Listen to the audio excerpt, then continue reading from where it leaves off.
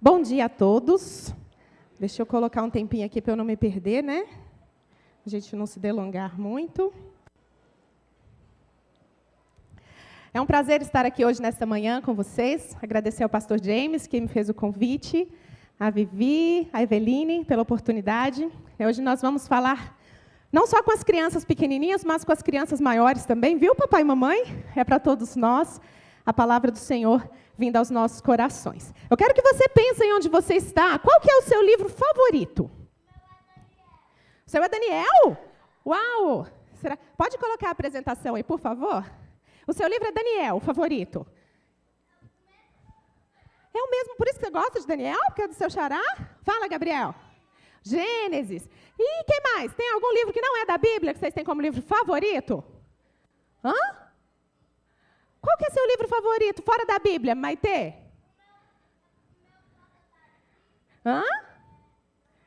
Eu sei que tem criança aqui que gosta das aventuras de Tintim, não é? Quem gosta do livro do Tintim?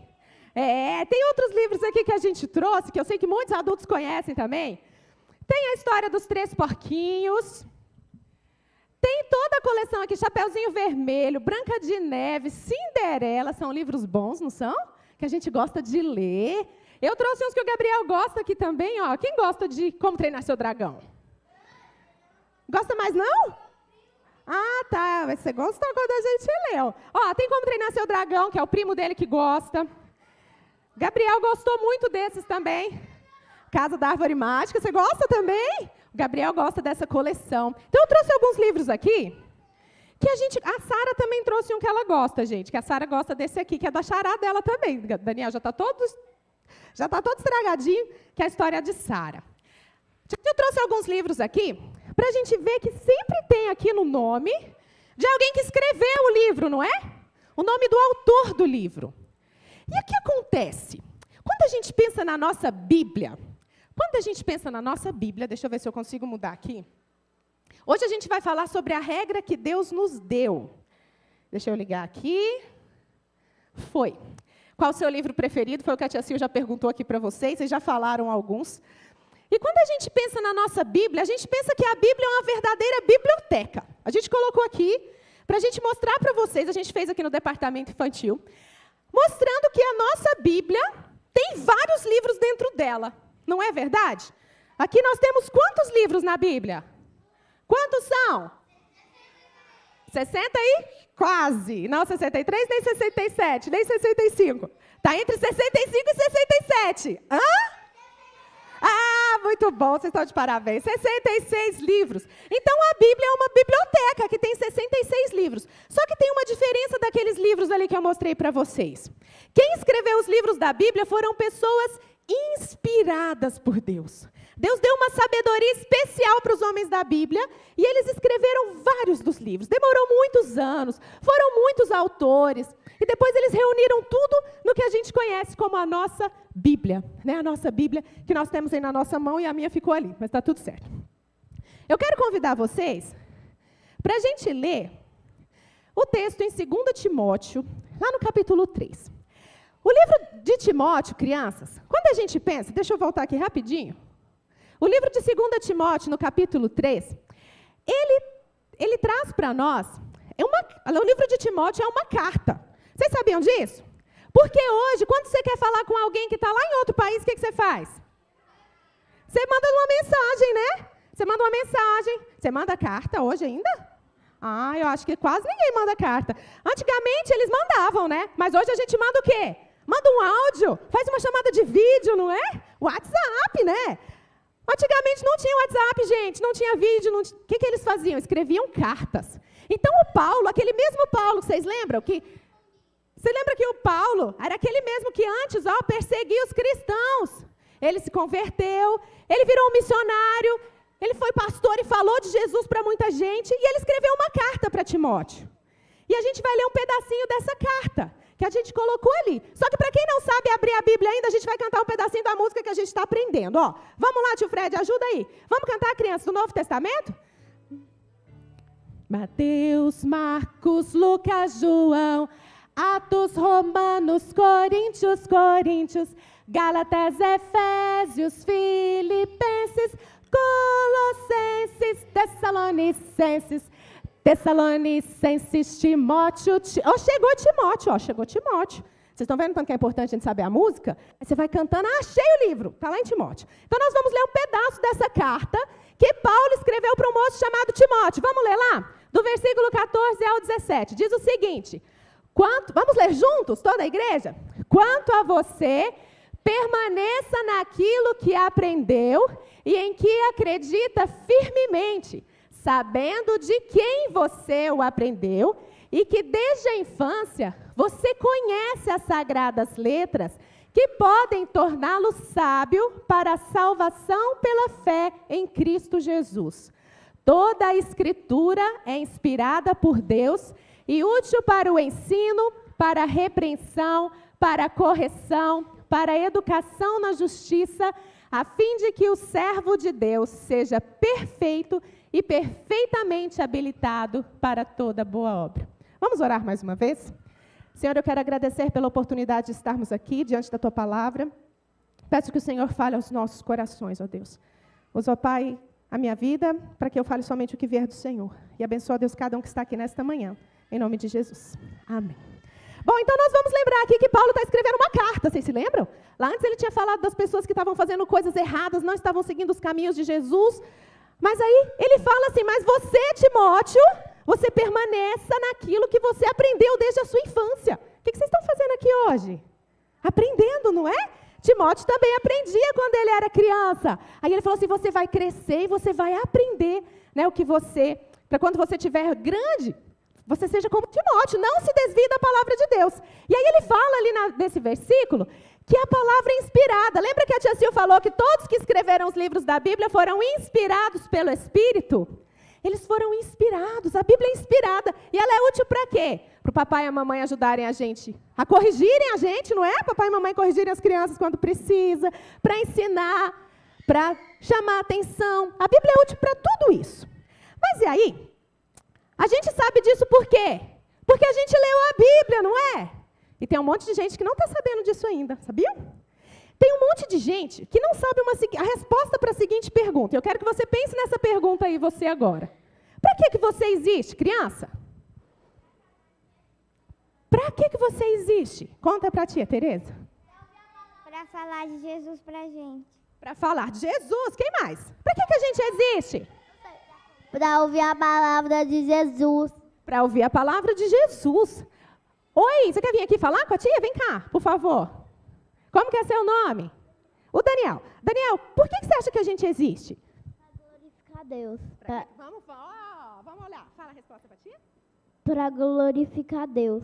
Muito bem, Daniel. Nós existimos para glorificar a Deus. E como é que a gente sabe disso, crianças? Como que a gente sabe disso? Eu quero convidar vocês para a gente abrir a Bíblia. Nós vamos ler aqui, né? Mas se a gente não sabe a Bíblia, vamos cantar Tio Fred mais uma vez, um pouquinho mais rápido daquela. Mateus, Marcos, Lucas, João, Atos, Romanos, Coríntios. Chegou, acabou, chegou. 1 Coríntios, gente. Ó, a gente cantou a música e a gente chegou no livro. 1 Coríntios, capítulo 10, versículo 31. Vamos ler juntos mais uma vez, bem forte. Vamos lá?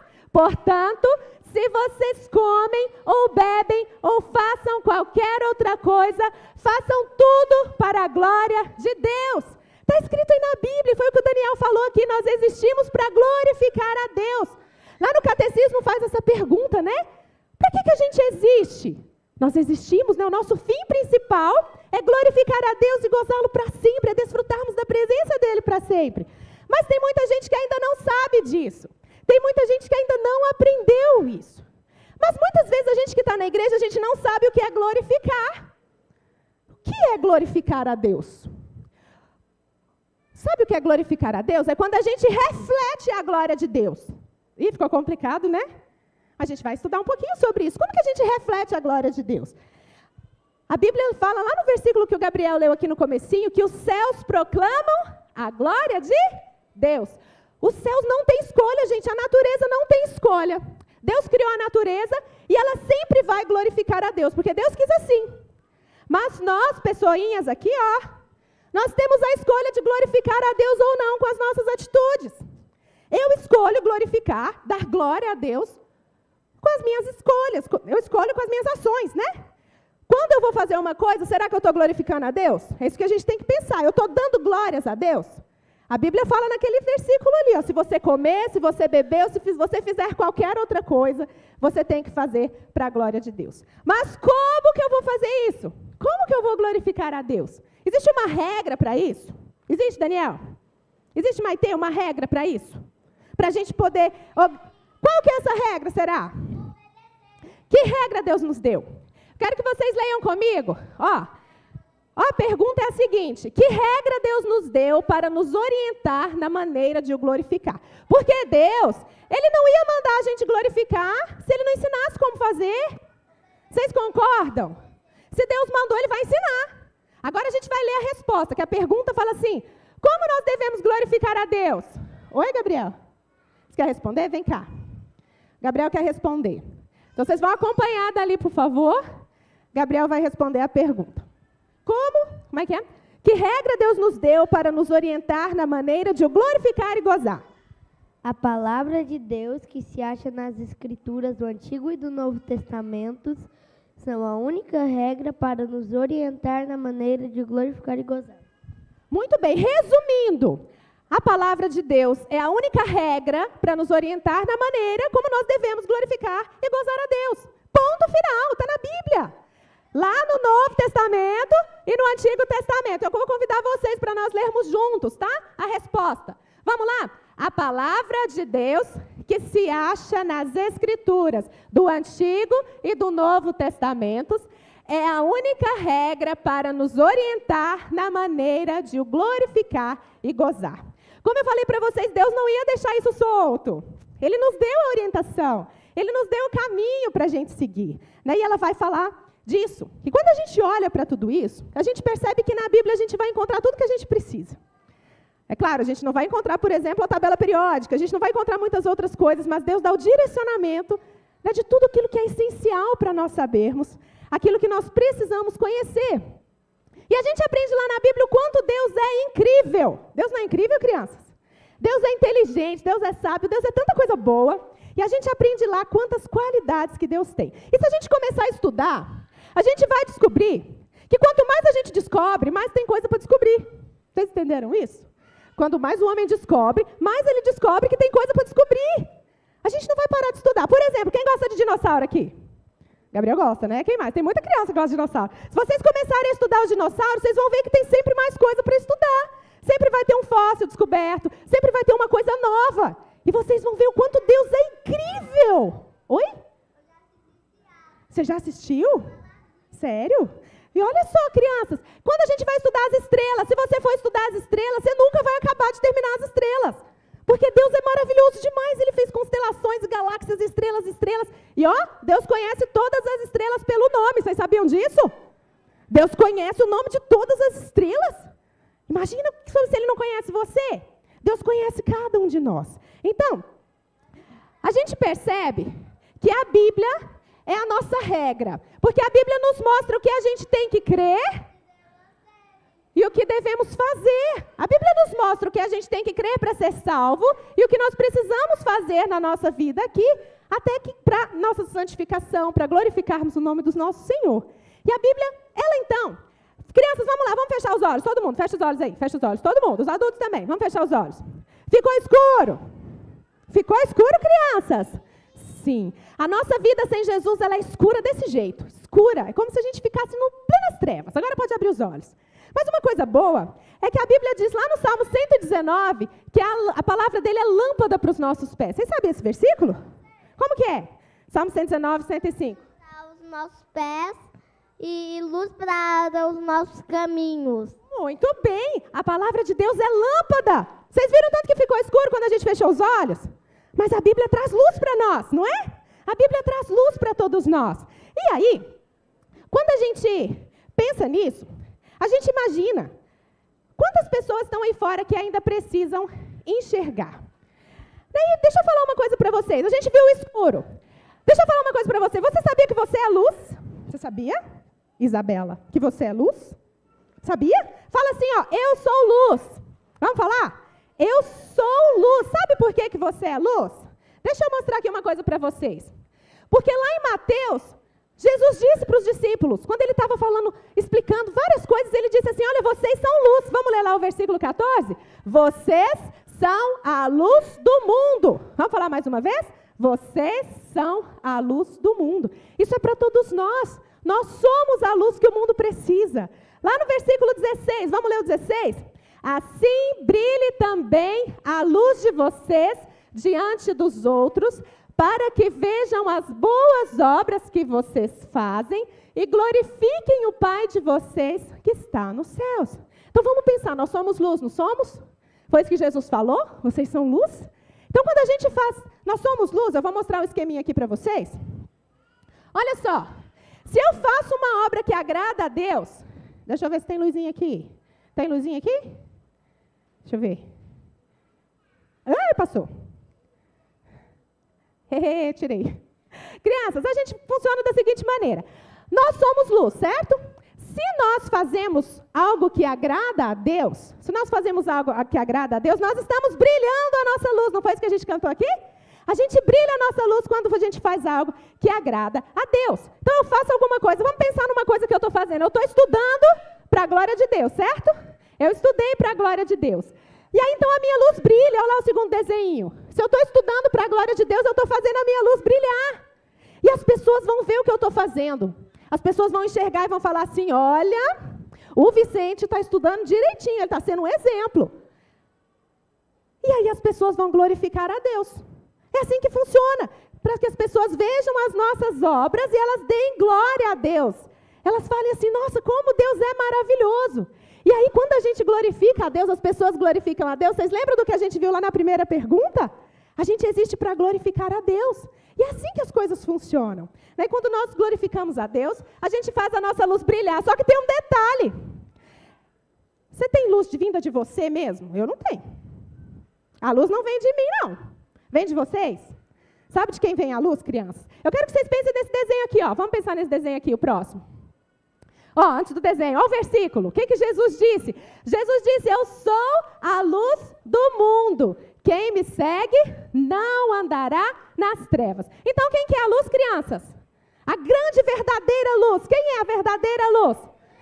Jesus! Vou perguntar de novo. Quem é a verdadeira luz? Jesus! Vamos ver essa imagem aqui que eu quero mostrar para vocês. Olha a lua. Quem já viu a lua bonita à noite lá no céu? Vocês já viram? Eu acho a lua tão linda. Mas vocês sabiam que a luz não tem luz? A lua não tem luz dela mesma? Da onde que vem a luz da lua? Olha só. Tem um sol que brilha e é o sol que manda luz para a lua, não é? E sabia que acontece a mesma coisa com a gente? Quem falou que é luz? A luz do sol vai até a lua. É como se fosse a luz de Jesus, que é o Deus Filho, jogando a luz em nós. E aí a nossa luz pode brilhar igual a luz da lua. É assim que funciona, porque a luz não vem de mim, não vem de você. Nós não temos luz própria. Mas a luz de Jesus é que brilha em nós. E as pessoas podem ver a luz de Jesus e assim elas vão glorificar a Deus. Não é uma luz tão forte, a luz do sol. Quem consegue olhar para o sol? Eu não consigo, não. Dói o olho, né? Até machuca se a gente conseguisse. E a luz de Deus é tão forte, a luz de Jesus é muito forte e faz com que nós possamos brilhar. Oi.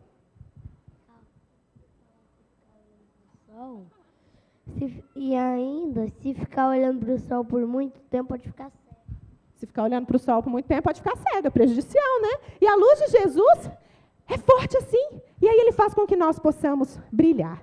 E aí, a Maite uma vez fez uma pergunta, a gente estava cantando essa música. Como que eu vou deixar a luz de Jesus brilhar? Como é que funciona isso? Como é que eu tenho luz? Não foi, Maite? É assim que a gente faz a luz de Jesus brilhar, quando a gente faz o que Jesus quer que nós façamos. E onde que está escrito que Ele quer que nós façamos? Onde que está escrito, crianças? Que a gente precisa fazer, que é a nossa regra. Na Bíblia é a única regra que nós devemos seguir. Para tudo, gente. A gente não pode falar assim, eu vou seguir a regra que está escrita aqui, mas eu não vou seguir a regra que está aqui. A gente não pode ficar escolhendo, não. A Bíblia é um livro todo, é a palavra de Deus. E a gente precisa buscar entender, pedir para Deus sabedoria para a gente entender o que Ele quer nos ensinar. E assim, quando a gente faz o que Jesus quer, né, lembrando que a Bíblia é a nossa regra, nós estamos sendo luz do mundo. Lembra que a gente fechou os olhos e a gente viu a escuridão total? A gente precisa entender que nós, como igreja, nós precisamos ser luz onde nós estamos, não é? Essa semana é a semana da criança, não é? O que tem sábado que vem, crianças? Que a igreja está programando? Os jovens estão programando para sábado? Vocês estão sabendo? Vocês estão lembrando? Não, eu vou falar. Sábado que vem vai ter uma programação para a igreja fazer uma ação social aqui, na praça, no parque, né? Não é um acampamento, é para sair, vai distribuir panfleto, vai distribuir algodão doce, vai falar que tem uma igreja aqui, vai falar assim, isso aqui é oração? Isso é ser luz, crianças. É uma oportunidade da gente fazer diferença onde a gente está. Isso também é ser luz, isso também é glorificar a Deus. E a gente precisa pensar nisso, não só as crianças, porque agora eu quero falar com papai e mamãe. Quero um pouquinho da atenção de vocês, nós já estamos terminando. Pais, nós vimos aqui, quando nós lemos o texto de Timóteo, que a Bíblia é a nossa regra. Né? E a Bíblia, em vários pontos, ela nos orienta, como pais, a inculcarmos a palavra de Deus na vida dos nossos filhos. Pais, isso é muito sério. Infelizmente, nós vemos muitos pais que têm deixado isso a segundo plano, que não têm encarado isso de frente como um real desafio que Deus nos deu. Se a Bíblia é a nossa regra, nós lemos lá em Deuteronômio já, que nós precisamos inculcar a palavra de Deus na vida dos nossos filhos. É maravilhoso que todos nós estejamos aqui nessa manhã. Maravilhoso que você traga os seus filhos à igreja todo domingo. Mas não é suficiente. Pais, eu preciso... Vocês vão ter uma palavra aqui com o pastor Pedro daqui a pouquinho, justamente falando sobre a educação de filhos. Eu quero aproveitar a oportunidade aqui para te falar que trazer os filhos à igreja não é suficiente. Nós vivemos uma guerra e a gente não se dá conta disso. Nós precisamos, pais, alertar para a seriedade que é cuidarmos da parte espiritual da nossa família e dos nossos pequenos. O mundo está dando tudo quanto é tipo de atrativo para as nossas crianças. E se nós não estivermos firmes dentro da nossa casa, ensinando o que realmente importa, nós corremos sério risco de perder os nossos filhos para o mundo. E como já foi falado várias vezes aqui, não é uma guerra que eu tenho que pensar daqui a uns anos. É uma guerra que eu começo hoje dentro da minha casa. É uma mãe que está grávida, né, que já começa a guerra ali. É você orando pelos seus filhos, é você já intercedendo por eles. Nós precisamos ensinar isso para os nossos filhos, que tudo na vida deles deve ser para a glória do Pai. Tudo. E a gente tem que ensinar também que até os estudos. Gente, hoje nós vemos tantas pessoas que estão alheias aí, que não conseguem ligar ciência e religião. Talvez porque a base não estava firme lá na infância. Nós precisamos ensinar para os nossos filhos que religião e ciência andam juntos sim, mas precisa ser na base da palavra. Os nossos filhos precisam entender desde pequenos que sim, Deus é o Criador de todas as coisas, e se eles não compreenderem isso, as coisas vão ficar difíceis lá na frente. E eles não vão ter sabedoria, nem respaldo quando eles estiverem maiores para justificar a sua fé. Então, a gente tem que pensar em todos esses termos, estudo, profissão, né, que a ciência e religião elas não são antagônicas, mas elas caminham juntos, afinal, a ciência foi invenção do nosso Deus. Foi Deus que inventou a ciência. Agora, se as pessoas dizem por aí que o mundo não foi criado, que veio de uma explosão, não é isso que a gente encontra na Bíblia. E pela fé nós cremos que Deus criou, mesmo que nós não entendamos muitas coisas. A gente não sabe como Ele fez, a gente não consegue dimensionar o poder e a grandeza dEle. Mas nós precisamos embasar a nossa fé. Quando a gente contar histórias para os nossos filhos, nós precisamos, além de aplicar conceitos morais que a gente costuma fazer, né, copie o bom comportamento, né, a gente copia o bom comportamento, a gente rejeita o comportamento que é ruim, nós precisamos ensinar doutrina para os nossos filhos. Nós precisamos ensinar coisas mais sólidas também para as nossas crianças. Vamos além do ensino moral, vamos além de olhar para os personagens bíblicos e falar assim, olha, ele fez assim, é assim que a gente faz, é assim que a gente não faz. A gente precisa ensinar para os nossos filhos raciocínio lógico. Nós precisamos formar hoje crianças que futuramente vão ser adultos que vão ser coerentes no seu raciocínio, adultos que creem e que pensam na sua fé. E para encerrar minha fala aqui, eu trouxe alguns materiais como sugestão para vocês, pais.